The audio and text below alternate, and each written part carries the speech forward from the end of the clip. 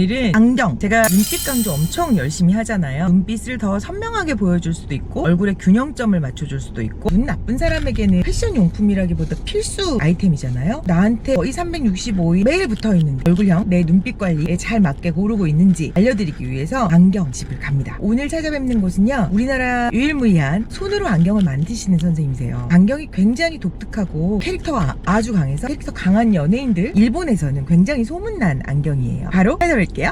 어딘지 궁금하시죠? 저는 사실 안경을 굉장히 좋아하는데 눈이 너무 좋아서 안경을 못 썼어요. 엄마한테 막 눈 문질러가지고 일부러 안경 해달라고 막 이랬었는데 그것도 안 통하더라고요. 오늘 찾아온 곳은 작죠? 수공예 안경 디자인이라고 써있고요. 짜잔. 안녕하세요. 여기는 그 유명한 김종필 선생님께서 하시는 시작전 공방에 와 있어요. 안녕하세요. 네, 김종필입니다.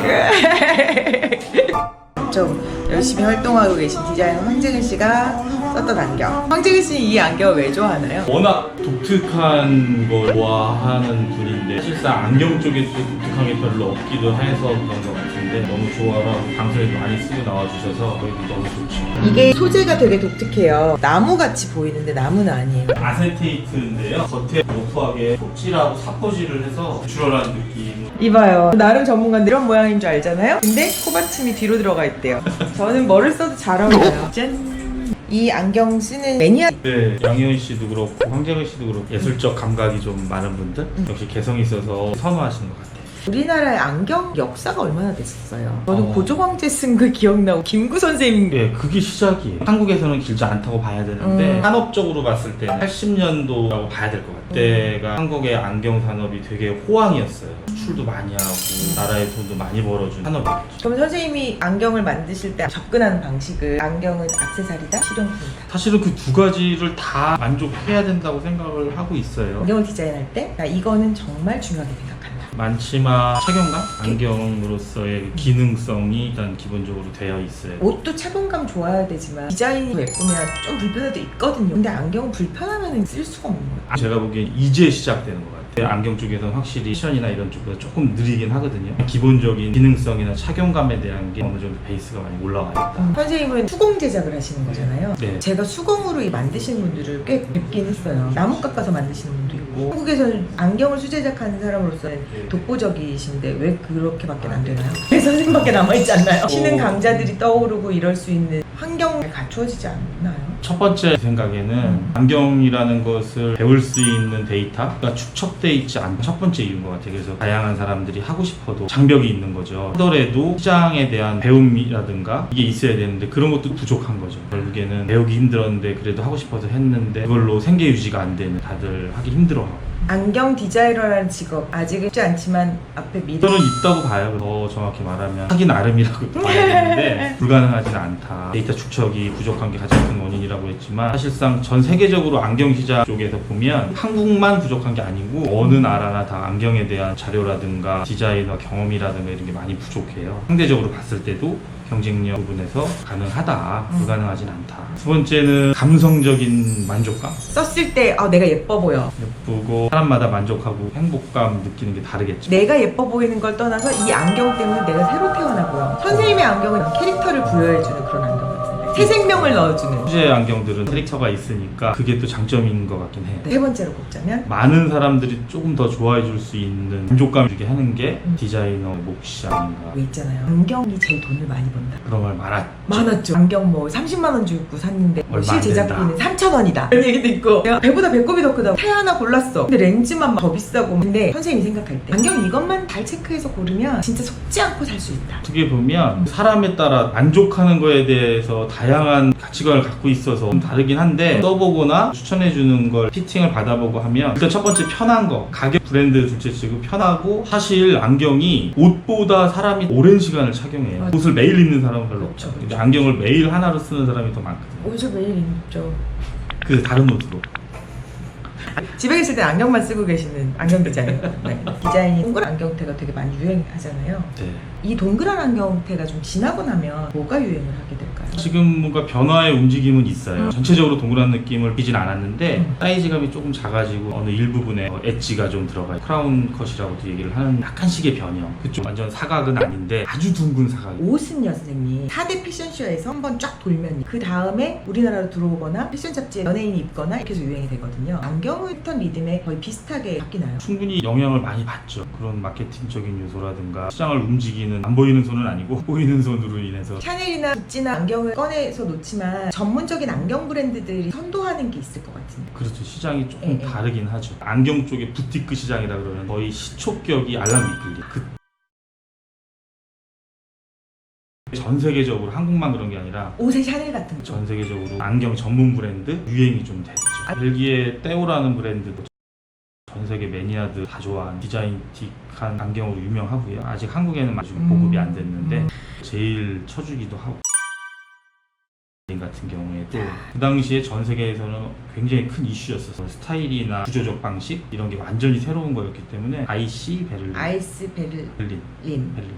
아이스 베를린. 베를린. 네. 그냥 조립식 안경이었어요.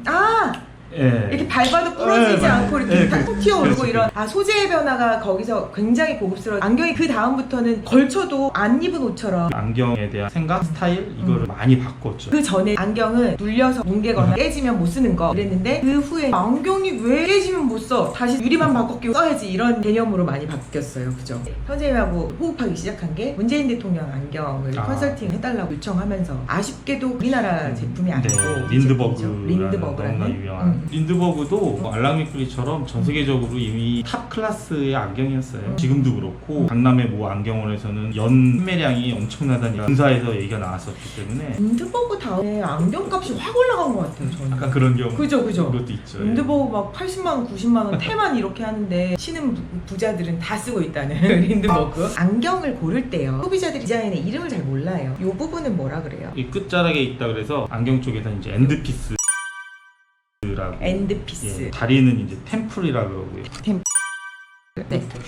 피부에 닿는 데는 금속으로만 쫙 깨끗하게 되어 있는 안경들이 많은데 피부에 닿는 부분이 금속으로 되어 있는 건 정말 도금이 좋은 안경이어야 돼요. 그렇지 않으면 트러블이 되게 심해질 수 있기 여자들 때문에 귀걸이처럼 팁이 가능하면 있는 안경을 선택을 하시는 게 제일 안전하죠. 보통 플라스틱 네네. 고무 재질 같은 걸로 되어 있죠. 그리고 여기 요 부분 노즈 패드라 그러고 연결되는데 노즈 암이라 그러는데 노즈 패드도 사실 요즘에 금속이 유행은 해요. 가능하면 폴리 계열의 금속이 아닌 알레르기가 없는 걸 쓰시는 게 좋죠. 여기 노즈 패드가 없는 거죠. 브릿지만 걸쳐가지고 아주 옛날 방 최근에 영화 밀정, 암살 이런 데 많이 나오면서 코받침이 없는 안경 이렇게 안장처럼 생겼다 그래요. 코 위에다가 안장을 얹었다 그렇다 이런 그래서 노즈 세들. 해외에는 그렇게 얘기를 하더라고요. 렌즈 모양은 당연히 렌즈 쉐입이라 그러는데 림이라 그래요. 잡아주고 있는 거. 겉에 일반적인 사이즈가 있어요. 60, 70이 안 넘는 사이즈가 기본적으로 사용되는데 제가 쓰고 있는 건 조금 더 길긴 해요. 일반적인 걸 써도 문제는 없어요. 안경 제일 잘 어울리는 사람이 이 사람이다. 김종필 말고 유명인으로.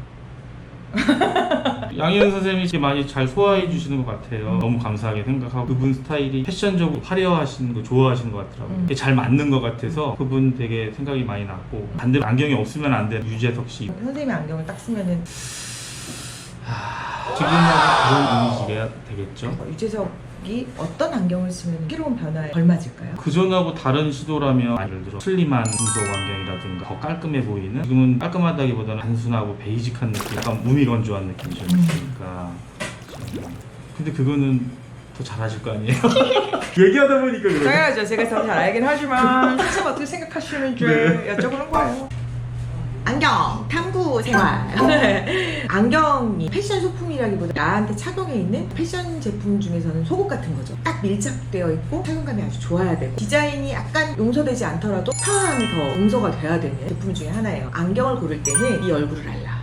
자신의 얼굴을 평가할 때 못생겼어 이런 말하지 않기로 했잖아요. 내 눈을 가장 잘 또렷하게 보여줄 수 있는 디자인 색깔을 골라야 되고 그러면서 착용감이 높고 날 불편하게 하지 않아야 되는데 그러면서도 내 장점들을 밖으로 잘 나타낼 수 있는 방법들 같이 고민해. 같은 경우는 디자인을 우선 먼저 봅니다. 내 얼굴에 맞아야 되니까. 저는 얼굴이 좀 큰 편이에요. 관자놀이와 관자놀이 끝 사이가 좀 큰 편이고 눈도 길게 뻗어 있는 편이에요. 가장 중요한 건 얼굴형인데요. 달걀형, 동그란 형 이런 말 많이 하잖아요. 딱 한 가지만 보세요. 내 얼굴에 선이 많은 많은지 동그라미가 많은지. 선이 많다. 내 얼굴 보시면 선이 많나요? 동그라미가 많나요? 전 약간 선이 많은 편이에요. 우선 긴 얼굴형, 코가 좀 높고 뾰족해. 눈도 동그랗다기엔 길게 뻗어 있어. 이런 건 다 직선 느낌을 주거든요. 광대도 넓게 퍼져 있으니까 동그랗다기엔 선이죠. 반대인 분들 얼굴이 자그마하고 턱선이 좀 짧고 코도 좀 동글동글하게 생기고 그리고 눈도 좀 동글동글하게 생기고 볼살이 통통하니 많고 이마가 홀록 올라오거나 약간 납작하는 이런 스타일이 얼굴에 동그라미 많다고 생각하시면 돼요. 체크되셨나요? 균형점을 맞춰주려면 내 얼굴에 선이 많다, 동그라미 안경을 쓰면 서로 믹스매치가 돼서 균형을 이루게 되죠. 내 얼굴에 동그라미가 많다, 뾰족하거나 날카로운 선을 넣어주면 좋아요. 제 얼굴엔 선이 많다고 제가 말씀드렸죠. 그래서 저는 동그란 안경을 한번 써볼 거예요.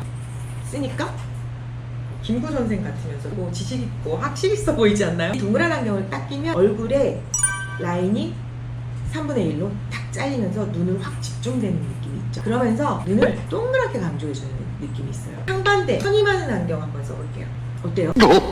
이 선이 많은 안경, 우선 엔드피스 부분이 굉장히 위로 쭉 올라가 있어요. 아까 동그란 안경을 썼을 땐 좀 착해 보이고 공부 잘할 것 같이 생겼었는데 이 안경을 딱 끼니까 눈꼬리가 샥 올라가 보이네요. 전체적으로 얼굴의 한 반절 정도를 안경이 차지해요. 눈보다는 안경테가 훨씬 더 많이 보이는, 저처럼 발광형 눈빛을 가지고 있는 사람들보다는 눈이 좀 침착하고 타분한 스타일의 사람들이 안경으로 자기 스타일을 앞으로 내세우고 싶다, 그럴 때 안전한 안경이죠. 저 같은 선이 많은 얼굴을 이 엔드피스 부분이 쫙 위로 올라와 있으니까 훨씬 더 포인트를 강렬하게 느낌으로 살아요. 그렇다면 동그라미 안경과 사각형 안경의 중간 부분, 동그라면서도 각이져 있고 각이져 있으면서도 약간 동그란 것 같고 폐가 연하죠. 두 번째로 무광과 유광, 피부톤과 결 이런 것들 때문에 많이 좌우를 하는데 무광과 유광의 차이점, 선이 많다 하시는 분들은 되도록 무광으로 폐가 좀 점잖게 피부에 딱 밀착감 있게 디자인된 걸로, 금융계통이나 약간 딱딱한 업무를 보는 사람들 같은 경우는 무광 안경테를 추천해요. 눈빛 자체의 신뢰성을 더 살려줄 수 있고 안경테가 눈빛을 방해하지 않죠. 피부톤을 정돈해주는 대신 눈빛을 너무 강하게 표현해주지 않아요. 어느 자리에나 굉장히 무난한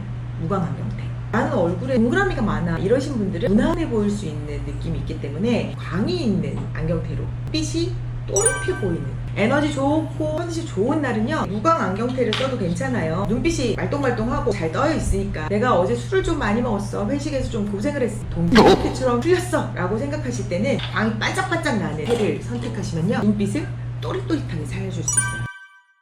여기가 뾰족하면 동그랗게 가라앉는다 해서 눈꼬리가 올라가 보이거나 눈꼬리가 처져 보일 수 있거든요. 눈꼬리가 좀 처졌어, 생기가 없어 보여 하는 분들은 이렇게 올라간 모양을, 눈꼬리가 좀 너무 올라갔어, 순해 보이고 싶어, 각선이 밑으로 살짝 내려와 있거나 동그란 안경테, 그도저도 아니다, 밑부분만 태가 있는 반무태 스타일, 눈썹이 없고 피부톤이 밝지 않으신 분들한테 아주 적합해요. 눈썹 라인 위에 여기는 반짝반짝거리죠. 눈빛을 좀 날카롭게 보여주고 싶어, 광이 있으면서 브릿지 부분이 선명하고 반무태 느낌을 살려주시면 눈빛과 눈썹을 쉽게 커버할 수 있어요. 브릿지가 투 브릿지인 경우 있어요. 브릿지가 살아있으면 시선이 위쪽으로 올라갈 수 있어요.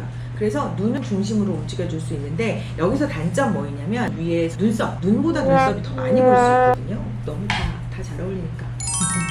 안경테는 보이는데 나는 안 보이는 단점을 갖고 있죠. 관자놀이 부분까지 전부 다 꽉 채우고 있고 눈 아래 위를 전부 다 눌러주고 있기 때문에 이 브릿지 부분도 살짝 위로 올라왔으면 눈이 조금 더 맑게 보일 텐데 브릿지도 사각형을 이루고 있고 눈썹도 사각형을 이루고 있고 얼굴이 부각되지 않는, 안경이 존재하는 건 확실히 보여주는, 그것보다 내가 중요하다, 눈빛이 중요하다. 그렇다면 눈빛을 살려줄 수 있는 안경테는 이런 게 아니다. 안경 활용하실 때 한꺼번에 2개 맞추라고 그러거든요. 시력은 이제 분기별로 변할 수 있으니까 시력 체크는 6개월에 한 번씩 하라고 안경원에서 그렇게 말씀들 하시더라고요. 스타일은 분기별로 변하는 건 너무 사치예요. 한번 체크하실 때 2개 정도의 안경을 한꺼번에 사놓으면 일하는 것과 노는 안경 따로, 그러면 분위기를 확실히 바꿔줄 수 있어요. 주말에 야외 활동을 간다든지 약간 아티스틱한 느낌을 살려줄 수 있는 안경이면서 노멀한 안경 하나 정도를 업무를 보러 갈 때 주말 느낌과 평일 느낌이 완전 다른 느낌이죠. 뭐 렌즈 빼고 화장 지우고 이러고 집에 있는데 남자친구가 놀러 왔대요. 갑자기 어떻게 할 수가 없잖아요. 색깔 안경테 하나 집에다 딱 마련해두면 딱 쓰고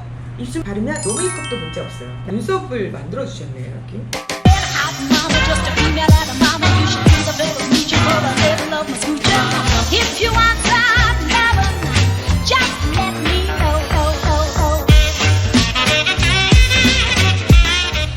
구독과 좋아요는 당신의 품격입니다.